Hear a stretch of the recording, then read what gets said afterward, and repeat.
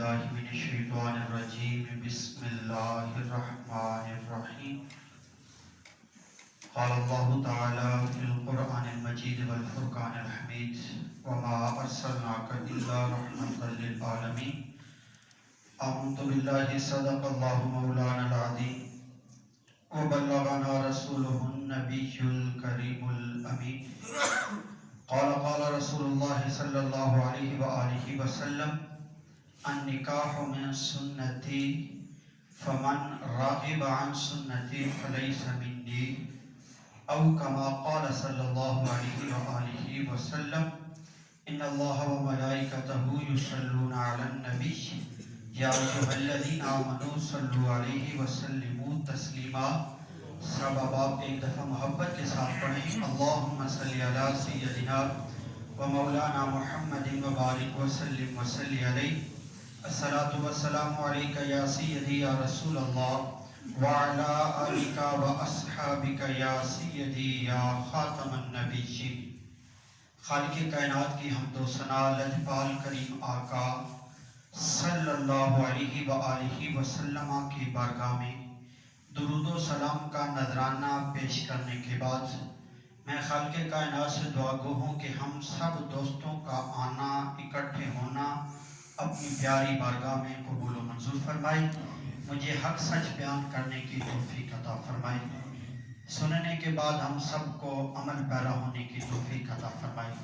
آج ہم لجپال کریم آقا صلی اللہ علیہ وآلہ وسلم کی ایک پیاری سنت نکاح مبارکہ کی اس تقریب میں حاضر ہیں۔ سامعین محترم، یہ میرے پیارے نبی کریم صلی اللہ علیہ وآلہ وسلم کی اتنی پیاری سنت ہے کہ میرے آقا نے فرمایا النکاح من سنتی، نکاح میرا طریقہ ہے، میرا راستہ ہے۔ سامعین محترم، اسلام کے اندر بہت سی چیزیں ہیں جن میں تیزی کرنے سے منع کیا گیا ہے۔ ہم مسجد میں آتے ہیں، جماعت کھڑی ہے، نماز ہو رہی ہے، رکعت جا رہی ہے، لیکن حکم ہے کہ آپ نے دوڑ کے نہیں آنا، بھاگ کے نہیں آنا، جلدی سے نہیں آنا، بلکہ حدیث پاک میں ہے وقار کے ساتھ چلتے ہوئے آؤ، آرام کے ساتھ چلتے ہوئے آؤ، جو رکعت آپ کو مل جائے وہ پالو، جو رہ جائے وہ بعد میں پڑھ لو۔ بہت ساری چیزیں ہیں جن میں اسلام ہمیں تیزی کرنے سے منع کرتا ہے، عجلت سے منع کرتا ہے، لیکن کچھ چیزیں ایسی ہیں جن کے بارے میں ہمیں حکم دیا جاتا ہے کہ اس کے بارے میں جلدی کرو، اور جن چیزوں کے بارے میں حکم ہے کہ جلدی کرو ان میں سے ایک ہے نکاح۔ میرے آقا نے فرمایا کہ نکاح وہ چیز ہے، اگر اللہ نے تمہیں طاقت دی ہے تو پھر نکاح میں جلدی کرو۔ اگر تمہاری اولاد کے لیے کوئی اچھا رشتہ آتا ہے اس سے انکار نہ کرو بلکہ جلدی کرو۔ میرے آقا نے فرمایا کہ نکاح کی طاقت رکھتے ہو تو اس میں جلدی کرو، اگر نہیں طاقت رکھتے تو پھر روزے رکھو۔ اس سے ہمیں ایک اور سبق ملتا ہے کہ جو فقیری ہے، جو فقر ہے، جو بھوک میں رہنا ہے، یہ بھوک میں رہنا خالق کائنات کی رضا کا باعث بنتا ہے۔ اور نکاح کی بات کر رہا ہوں، سامعین محترم، لجپال کریم آقا ہمیں درس دیتے ہیں کہ نکاح میں جلدی کرو اور اپنی اولاد کی تربیت اچھی کرو۔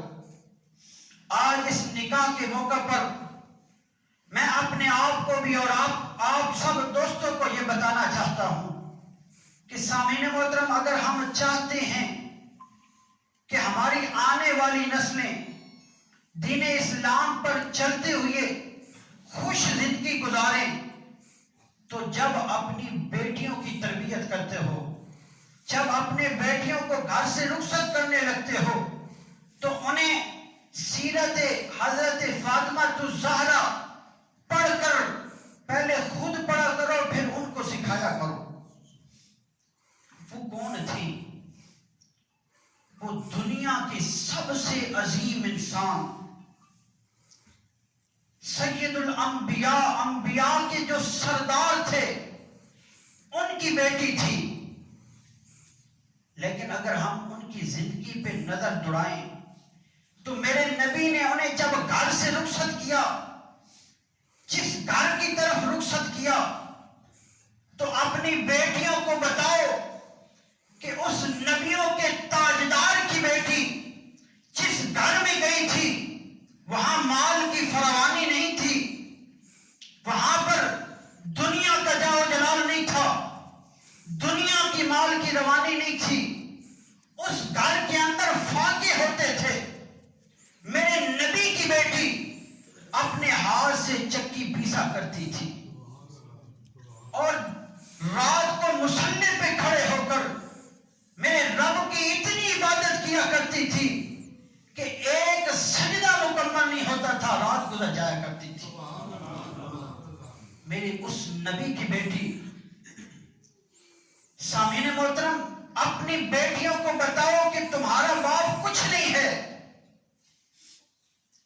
جس عظیم ہستی کی وجہ سے آج ہمیں عزتیں ملی ہیں، آج ہم میں کچھ ہے تھوڑا بہت، اس نبی کی بیٹی جس گھر میں جاتی ہے اپنے بیٹوں کی تربیت کرتی ہے، اپنے ہاتھ سے چکی چلاتی ہے، اپنے خامد کی خدمت کرتی ہے، پھر کیا ہوتا ہے اس گھر کے اندر حضرت امام حسن اور حضرت امام حسین جیسے بیٹے پیدا ہوتے ہیں. سامعین محترم، آپ میں سے اکثر اولاد والے بیٹے ہیں. ایک دن لجپال کریم آقا حضرت فاطمہ الزہرا آپ کے گھر تشریف لے کر جاتے ہیں. آپ کی بیٹی تھوڑی تھکی تھکی نظر آتی ہے. آپ پوچھتے ہیں بیٹی کیا مسئلہ ہے؟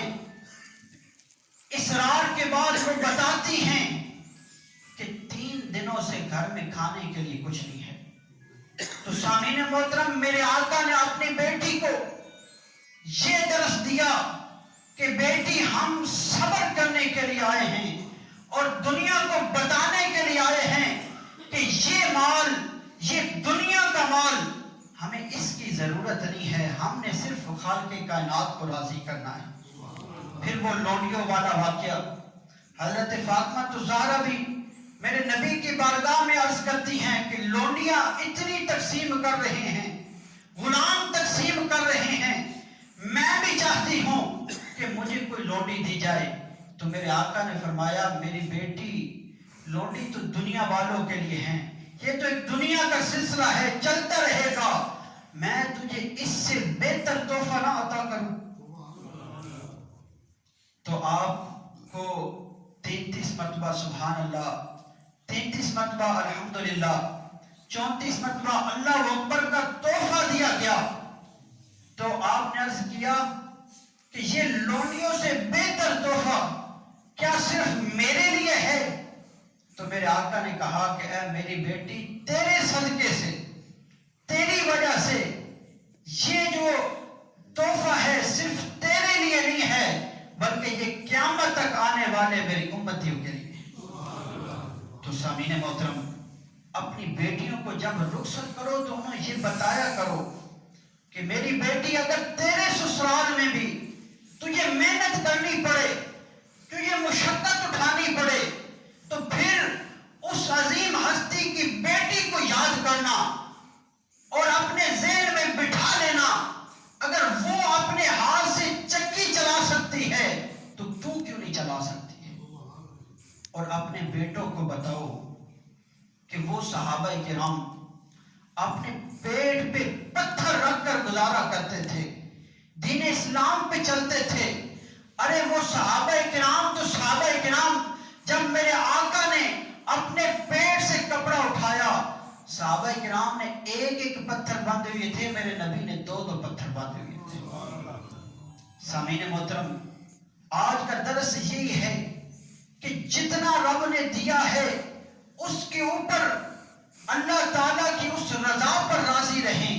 وہ خالق کائنات کبھی دے کے آزماتا ہے، کبھی لے کے آزماتا ہے. سامعین محترم، وہ اللہ کے ولی، ان کے پاؤں میں جوتیاں نہیں تھی، دین اسلام پڑھاتے تھے، خدمت کرتے تھے. اللہ تعالیٰ سے عرض کر بیٹھے کہ اللہ میں نے اتنی خدمت کی، تو نے مجھے جوتیاں بھی نہیں دی.